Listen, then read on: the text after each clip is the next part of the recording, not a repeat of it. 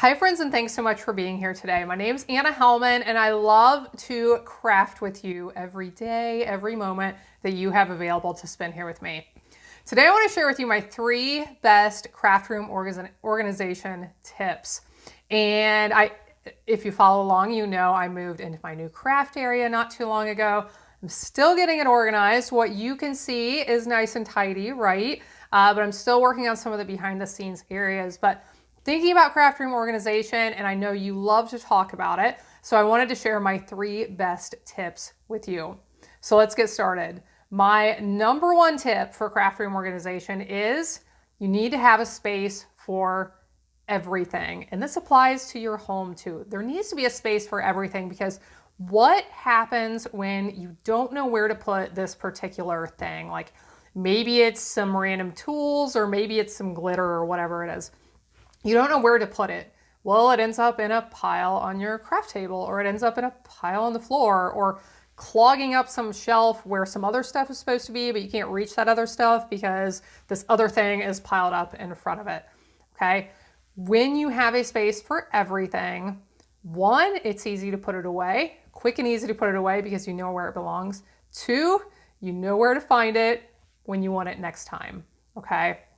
So when I clean up after a day of crafting or a day of making videos, you know what your craft table looks like. Mine probably looks similar, but here's what I found since I've really gotten organized is it is so quick to be able to put everything away because I know where it belongs. So sometimes it's really hard to figure out where to put things, like where do I put these random things? If you don't have space, that's an issue, and that is an issue for another day. But if you can try to work with what you have, I shared a video a while back of my small craft space before I moved in here. And I'm going to link in the video description below so you can see, if you're interested, how I had organized my small craft space and had everything that I used often right there within reach. So find a space for everything. It can be difficult. Now, I'm not saying you can't have any junk drawers. Now, we're in a craft room, we don't have any junk, right? We have treasures, but like, let's call them random treasures drawers. You can have some random treasures drawers. That's hard to say. I have several of them. I have one in the bottom of my craft island. I have a few over here in my wall of drawers. And if you want to see my initial craft room tour that I had shared when I moved into this space, I'll link you to that down in the video description below as well, so you can take a look. So you can have some random spaces where you put this thing and all these other things, you don't know where to put them, but do they have a home? Do you know where to put them when you're done with them? And do you know where to find them next time you need them? That's what matters. Okay, I think we covered that. Let's move on to my best organization tip, number 2. And this one's a little bit more specific. This one is figure out a way to organize your scraps that works for you. Okay, we deal with paper. If anybody's watching along who does fabric or flowers or vinyl, or, there's all the crafts, okay? No matter what craft you do, you probably have scraps, okay? Figure out a way to organize them, a way that works for you. When I figured out my scrap organization system, it was revolutionary, okay? Because I no longer have a mountain of paper scraps laying here and there and everywhere. Maybe I have 5 mountains of paper scraps that I don't want to part ways with. I know I can use these, but I just don't know where to put them in the meantime. So here is my scrap organization system, and it's really pretty simple, but it has 2 parts, and the 2 parts are very important for me. One part is essential, but the second part really makes it so much more user-friendly. So part 1, you can see right back here. It is an organizer. It is a box that has dividers in it. It's split down the center and has dividers throughout. So that what I've done in here is I've organized my scraps by color. I also have pre-cut card fronts in there, but everything is organized by color, and the card fronts are separated out, and then all my scraps are organized. So reds, oranges, yellows, greens, blues. They're all sorted by color. So when I need a smaller scrap for a punch or something, I know exactly where to reach and find that color, okay? I also know where to put my scraps away when I'm done with them, right? Because they're all organized by color, it's easy to figure out where they go. But here's the thing, and this is, I had this first before I came up with part 2 of my scrap organization system. And the problem was the scraps were still building up in my craft space until I had time to organize them, because I want to come and craft all the time. I don't want to organize my scraps all the time. So crafting was taking priority over organizing, and I was still getting those mounds of scraps. Here's part 2. Part 2 is a space to contain your scraps until you have time to organize.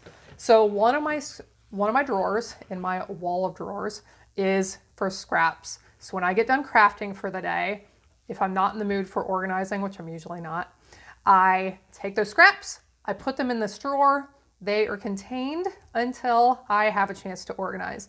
Typically what happens with this is I put them here until I can't shut the drawer anymore. And then I know, like, okay, I need to take a little while and organize my scraps. So if you don't have plenty of drawers like I do, here's what I used to do before I moved into this space. I just had a little plastic basket. So I would put my scraps into that plastic basket. It sat on a shelf on somewhere. If you watch that video, you can see, actually I think it sat under my craft table, I believe. But just put them in there. When you have a chance, then you can go through and organize everything nice and tidy. Unload that basket or unload that drawer so that there's space for more scraps next time.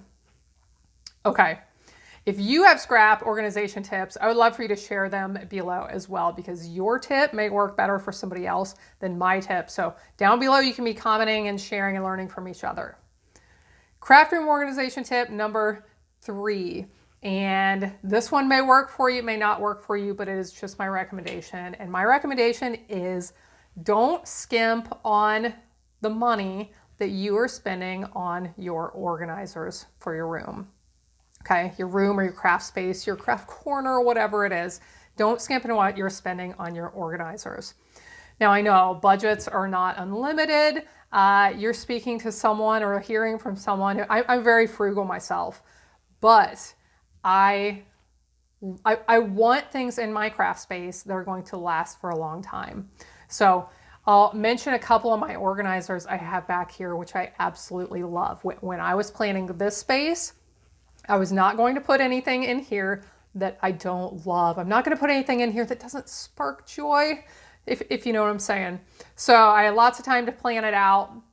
I wanted it to be what I wanted. So back here, I have my ink pad and marker organizers. Love these. They're from Stampin' Up. A link down below to the products I'm going to mention here, and you can take a look at them. So love these organizers. They are not sure, the word isn't coming to me. They are, you can change the size. You can order 5 at a time. So as your ink pads or your marker collection grows, you can add more. You don't have to spend a load of money on a big organizer when you don't have that many ink pads. So love that. Now my paper organizers, which you see, I would say front and center, but I guess it is behind me on all my videos. These come from a company called Stampin' Storage. I'm going to link you to them. I absolutely love these paper organizers. Now, I've seen tutorials where you can take, I think, foam board, like you can take materials and make really inexpensive paper organizers if you want to. If you want to, go for it, if this just is not in the budget. But I really encourage you, think down the road, think, how long am I going to be doing this? Does it make sense just to put the money in now and buy these items that are going to last a lifetime? Or do I want to go a cheaper route? But these are going to last forever. They're really well made. They're made in the US from an awesome company who supports what we do. They have lots of other products too, and I'll mention a couple of them here in a second. Okay. Another thing that I love are my magnet. These were big adhesive backed magnet sheets that I put on the end of my paper cubes. These are called my paper storage units. Okay, so my example for these, I had purchased adhesive backed magnet sheets several years ago. I'd used them in my previous craft space, and if you watch that video, you'll hear me talk about them. But they were cheap. I don't know, I ordered them the easy way online where you're like, oh yeah, I want some magnet sheets, scroll a little, yep, send that to me. Nope, they were not the right item. Stamp and Storage sells these, and they are awesome. They're thick and they're durable. When I get close to putting one of my dies back on that magnet sheet, it actually pulls it out of my hand because of that strong magnetic pull. And totally worth it. You do not want all of your dies falling on the floor or into whatever baskets and drawers and things you have down below when you bump into them. Okay, has this happened to me? You can guess. I never found some of them. They were like lost forever. Strong magnet sheets, totally worth a few extra dollars, okay?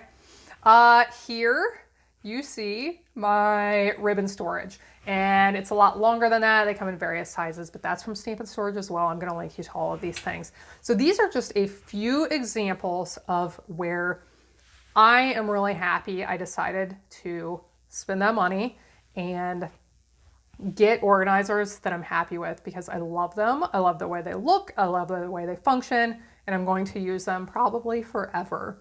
Now, there are places I have cut costs. These shelves behind me, my husband and I built these myself. I wanted them to be particular heights, particular sizes for different things, and we were able to cut some costs there compared to purchasing shelves elsewhere. So, you know, there are places to cut costs. It's of course up to you to decide, what do I have to spend? Where do I want to put that money? Where do I want to cut some costs? Those are my 3 best organization tips for today. In a while, maybe a year or 2 or 5, maybe I'll have some different tips to share. But right now, those are my best organization tips for you. Hope they're helpful. Share your organization tips below. If you're new here, please subscribe. Take a look at those craft room tour videos that I mentioned in the description below. My old one in the small space and when I moved into this space. I hope you have a blessed day, and I will see you again next time when I'll be here helping you to hand make with love.